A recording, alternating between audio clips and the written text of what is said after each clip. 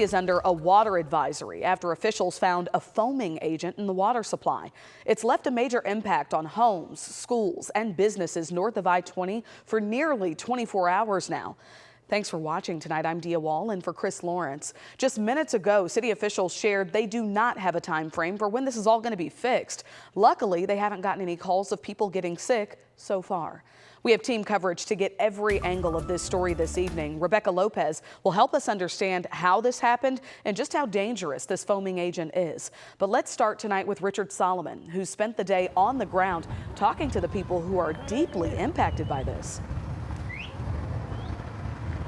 Well, yeah, Dia, look at this. This is some of the water that crews are handing out here tonight.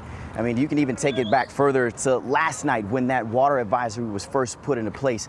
But unfortunately, they're going to have to keep passing this water out because, like you just said, the mayor about 30 minutes ago gave another update saying that water advisory is still in place. I want you to take a look at your screen for me. The mayor says they've given out close to 300,000 water bottles already. Again, that number is expected to climb as they continue to pass out water here throughout the evening. They say they drained that tower and they've already flushed the water system 3 times. So a lot of work that they're having to do, a lot of work that they still have to do moving forward. But he says, look, this is a very frustrating situation, but it's what they have to do to keep folks safe. Take a listen. Out of abundance of caution, do not be drinking the water right now if you're inside of that. Do not be showering with it.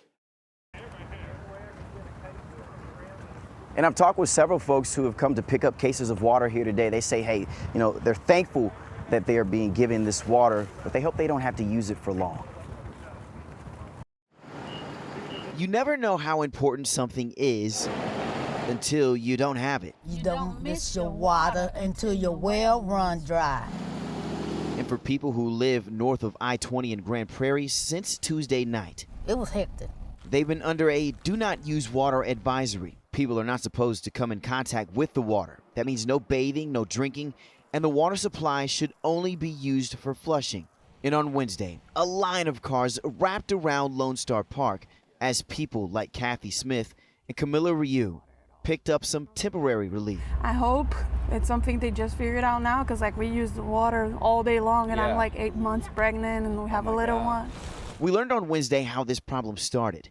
The city says fire foam, an agent crews used to fight an industrial fire yesterday afternoon, backflowed, ending up in the water supply. Out of an abundance of caution, we said don't do anything with the water except flush. Mayor Ron Jensen says they're working with the TCEQ to decontaminate the water supply. Jensen says a notice was sent out last night on social media and through their text messaging system to water customers. He says they haven't received any reports of medical issues since the advisory was put into place either. So we ran the test immediately, quickly, to find out just how toxic it was. So I want to tell the people that it was an incident that we'll learn from and move forward. So while temporary relief comes from a plastic bottle, many are hoping a solution is soon. I know there's a lot of people that have been affected, so I wonder like they wouldn't take too long to make things right. In Grand Prairie, I'm Richard Solomon. As Richard mentioned, fire foam in Grand Prairie's water supply is what led to that do not use advisory. We have our senior crime and justice reporter Rebecca Lopez here in studio, and you've done extensive research on exactly what dangerous chemicals like these can do.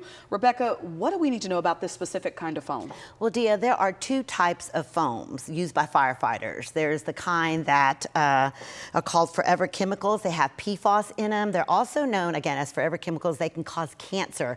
The other type of foam is an environmentally friendly one, and it's not toxic. According to Grand Prairie, the foam used to fight the industrial fire last night is the safer one, called microblaze. The Texas Commission on Environmental Quality, or TCEQ, tested the foam used by the Grand Prairie firefighters.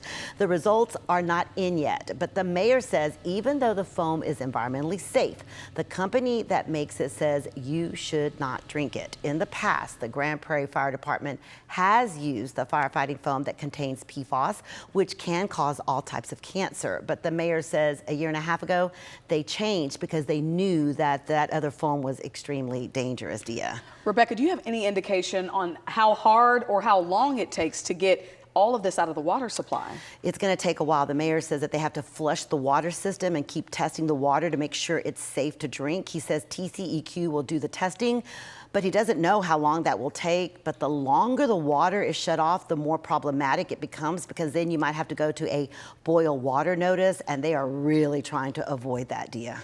Now, hopefully they can get that system up and running soon. We know a lot of people are impacted by this. Yeah, really All right. sad situation Thanks, out there. Rebecca. Thank you.